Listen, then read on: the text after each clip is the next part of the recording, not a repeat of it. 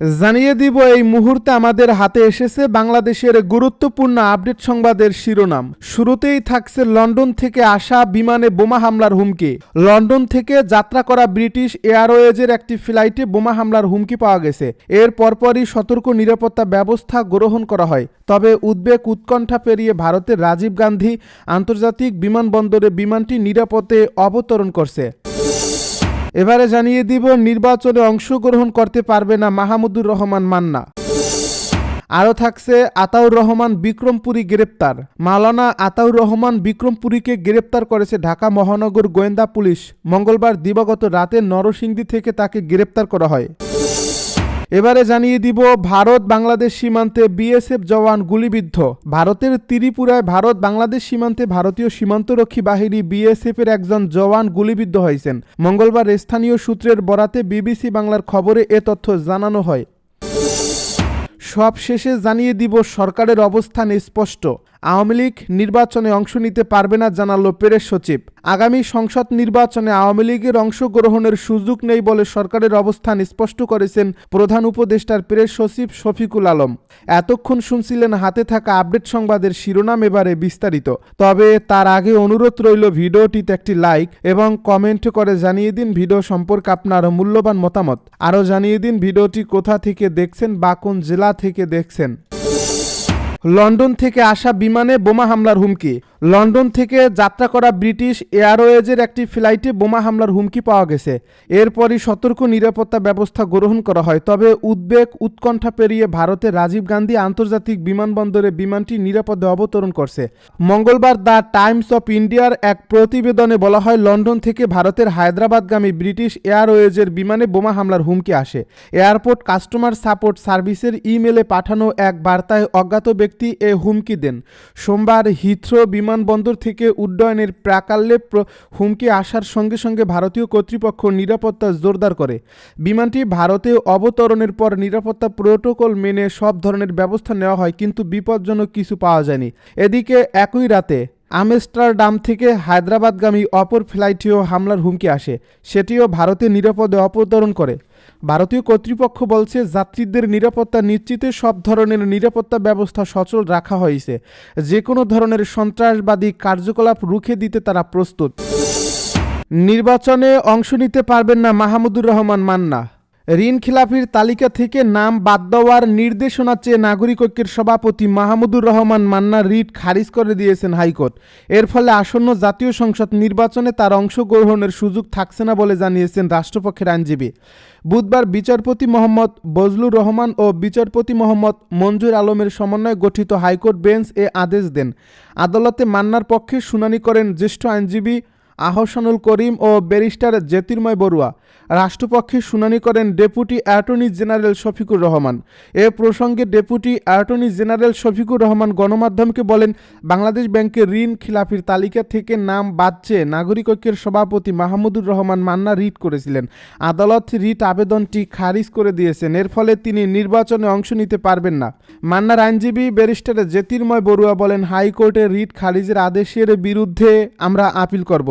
এর আগে 10 ডিসেম্বর নাগরিক ঐক্যের সভাপতি মাহমুদুর রহমান মান্নার নেতৃত্বাধীন প্রতিষ্ঠান আফাকু কোল্ড স্টোরেজ লিমিটেডের কাছে খিলাফি 38,04,76,000 টাকা আদায়ে কল ব্যাক নোটিশ জারি করে ইসলামী ব্যাংক বাংলাদেশ লিমিটেডের বগুড়া বড়গোলা শাখা। মান্না ও তার 2 অংশীদারের ঠিকানায় পাঠানো এই নোটিশে 18 ডিসেম্বরের মধ্যে বকেয়া পরিশোধের নির্দেশ দেওয়া হয়।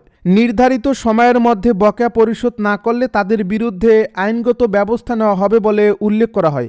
শাখা প্রধান তহিদ রেজার স্বাক্ষরিত নোটিশটি প্রতিষ্ঠানটির চেয়ারম্যান নাগরিক ঐক্যের সভাপতি মাহমুদুর রহমান মান্না এবং ব্যবস্থাপনা পরিচালক ABM নাজমুল কাদির শাহজাহান চৌধুরীর ঠিকানায় পাঠানো হয়। আতাউর রহমান বিক্রমপুরী গ্রেপ্তার। মাওলানা আতাউর রহমান বিক্রমপুরীকে গ্রেপ্তার করছে ঢাকা মহানগর গোয়েন্দা পুলিশ। মঙ্গলবার দিবাগত রাতে নরসিংদী থেকে তাকে গ্রেপ্তার করা হয়। বুধবার দুপুরে ডিএমপির উপকমিশনার মুহম্মদ তালেবুর রহমান এ তথ্য নিশ্চিত করেন। তিনি জানান, গাজীপুর মেট্রোপলিটন পুলিশের অনুরোধের ভিত্তিতে আতাউর রহমান বিক্রমপুরীকে নরসিংদী থেকে গ্রেপ্তার করে ঢাকা মহানগর গোয়েন্দা পুলিশ। পরে তাকে ডিএমপিতে হস্তান্তর করা হয়। জিএমপির একটি সূত্র জানায়, স্বরাষ্ট্র মন্ত্রণালয়ের নির্দেশে ঢাকা মহানগরের গোয়েন্দা পুলিশ আতাউর রহমান বিক্রমপুরীকে আটক করে টঙ্গী পূর্ব থানায় হস্তান্তর করে। পরে প্রয়োজনীয় আইনগত প্রক্রিয়া শেষে টঙ্গী পূর্ব থানা থেকে তাকে কাশিমপুর কেন্দ্রীয় কারাগারে পাঠানো হয়। এ বিষয়ে টঙ্গী পূর্ব থানার ভারপ্রাপ্ত কর্মকর্তা মোহাম্মদ মেহেদী হাসান বলেন, তার বিরুদ্ধে স্বরাষ্ট্র মন্ত্রণালয়ের আটকাদেশ ছিল। বাংলাদেশ ভারত সীমান্তে বিএসএফ জওয়ান গুলিবিদ্ধ। ভারতের ত্রিপুরায় ভারত বাংলাদেশ সীমান্তে ভারতীয় সীমান্তরক্ষী বাহিনী বিএসএফের একজন জওয়ান গুলিবিদ্ধ হয়েছেন।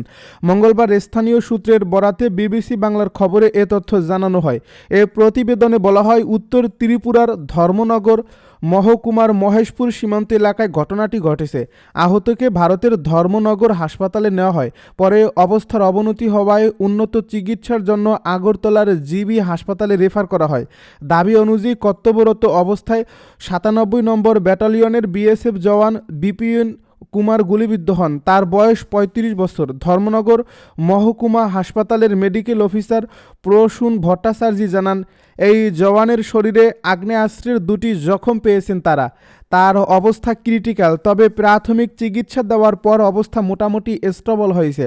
বর্তমানে জিবি হাসপাতালে আহত জওয়ানের চিকিৎসা চলছে। বিবিসির ওই প্রতিবেদন প্রকাশের সময় বিএসএফের স্থানীয় দপ্তর বা দিল্লিতে সদর দপ্তরের পক্ষ থেকে কোনো প্রতিক্রিয়া পাওয়া যায়নি। তবে বিএসএফকে গুলি করে কোথা থেকে গুলি ছোড়া হয়েছে তা খতিয়ে দেখতে তদন্ত শুরু করেছে বলে জানা গেছে। সরকারের অবস্থান স্পষ্ট, আওয়ামী লীগ নির্বাচনে অংশ নিতে পারবে না বলছে প্রেস সচিব। আগামী সংসদ নির্বাচনে আওয়ামী লীগের অংশগ্রহণের সুযোগ নেই বলে সরকারের অবস্থান স্পষ্ট করেছেন প্রধান উপদেষ্টার প্রেস সচিব শফিকুল আলম। তিনি বলেছেন, নির্বাচন কমিশন আওয়ামী লীগের দলীয় নিবন্ধন বাতিল করছে, সেজন্য দলটি এই নির্বাচনে অংশগ্রহণ করতে পারবে না। এ বিষয়ে সরকারের অবস্থান স্পষ্ট। বুধবার বিকেলে রাজধানীর ফরেন সার্ভিস একাডেমির মিলনায়তনে এক ব্রিফিংয়ে তিনি এসব কথা বলেন। শফিকুল আলম বলেন, দীপুচন্দ্র দাস হত্যার ঘটনায় আমরা তীব্র নিন্দা জানিয়েছি এবং যারা জড়িত ছিলেন ভিডিও এবং ভিজুয়াল দেখে অন্তত 12 জনকে গ্রেপ্তার করেছি। এ বিষয়ে আজ আইন উপদেষ্টা জানিয়েছেন, এই মামলার বিচার হবে দ্রুত বিচার আইনে। তিনি আরও বলেন, সংখ্যালঘুদের সুরক্ষার জন্য আমরা সর্বোচ্চ গুরুত্ব দিচ্ছি। আপনারা দেখেছেন দুর্গাপূজার সময় এবং অন্যান্য বড় ধর্মীয় উৎসবে পর্যাপ্ত নিরাপত্তা ছিল। তারেক রহমান প্রসঙ্গে প্রেস সচিব বলেন, আমরা তার বাংলাদেশে প্রত্যাবর্তনকে স্বাগত জানাই। তার প্রয়োজনীয় যে নিরাপত্তা দরকার সে বিষয়ে আমাদের সঙ্গে তার দলের আলাপ হচ্ছে। তারা যতটুকু চাচ্ছেন বিএনপির সঙ্গে কথা বলে সেগুলো তদারকি করা হচ্ছে। সরকারের কাছে তারা যে যে সহযোগিতা চাচ্ছেন আমরা সেই সহযোগিতা করছি। আওয়ামী লীগের প্রসঙ্গে তিনি বলেন, এ দলটির বিষয়ে সরকারের অবস্থান স্পষ্ট। নির্বাচন কমিশন আওয়ামী লীগের দলীয় নিবন্ধন বাতিল করেছে, সেজন্য আওয়ামী লীগ এই নির্বাচনে অংশগ্রহণ করতে পারবে না। তিনি আরও বলেন, ডেইলি স্টার এবং প্রথম আলোর ঘটনায় 31 জনকে গ্রেপ্তার করা হয়েছে। প্রত্যেককে ভিডিও এবং ভিজুয়াল দেখে গ্রেপ্তার করা হয়েছে। অনেকের কাছে আলামতও পাওয়া গেছে।